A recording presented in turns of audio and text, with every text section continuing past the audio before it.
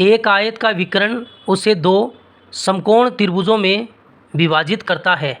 यदि एक त्रिभुज का क्षेत्रफल 12 वर्ग सेमी है तो आयत का क्षेत्रफल कितना होगा। तो सबसे पहले हम आयत का डायग्राम बना लेते हैं। आयत में क्या होता है, आमने सामने की भुजा बराबर होती है।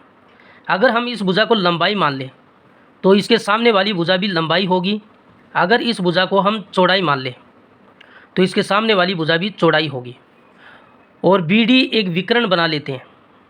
तो यहाँ पर बनने वाला ये कोण 90 डिग्री होता है, यहाँ पर बनने वाला कोण भी 90 डिग्री होगा। तो त्रिभुज ए बी डी एक समकोण त्रिभुज है, क्योंकि यहाँ पर कोण 90 डिग्री बन रहा है। जिस त्रिभुज का एक कोण 90 डिग्री होता है वो समकोण त्रिभुज होता है। और सवाल में दिया भी गया है कि दो समकोण त्रिभुजों में विभाजित होता है। ये जो विकर्ण है बी डी, इसे दो समकोण त्रिभुजों में विभाजित करता है। ये भी समकोण त्रिभुज है और ये बी सी डी ये भी समकोण त्रिभुज है, क्योंकि इसका भी एक कोण 90 डिग्री है।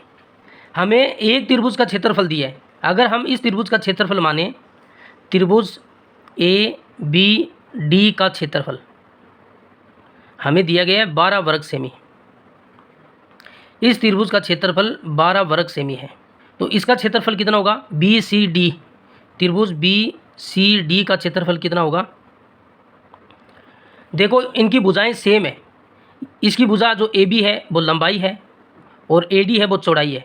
और इस त्रिभुज की भुजा सी डी क्या है, लंबाई है, और बी सी क्या है, चौड़ाई है। तो दोनों की भुजाएं बराबर है। और ये जो विकर्ण वाली भुजा है ये भी दोनों की बराबर होगी, क्योंकि दोनों में सेम है।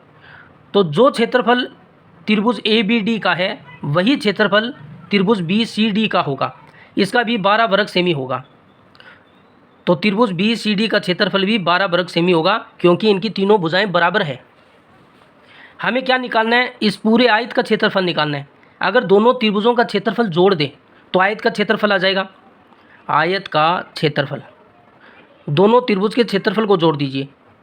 12 वर्ग सेमी प्लस 12 वर्ग सेमी, तो कितना हो गया ये, 12 में 12 जोड़ेंगे तो 24 वर्ग सेमी आयत का क्षेत्रफल होगा। और ऑप्शन बी इसका सही होगा।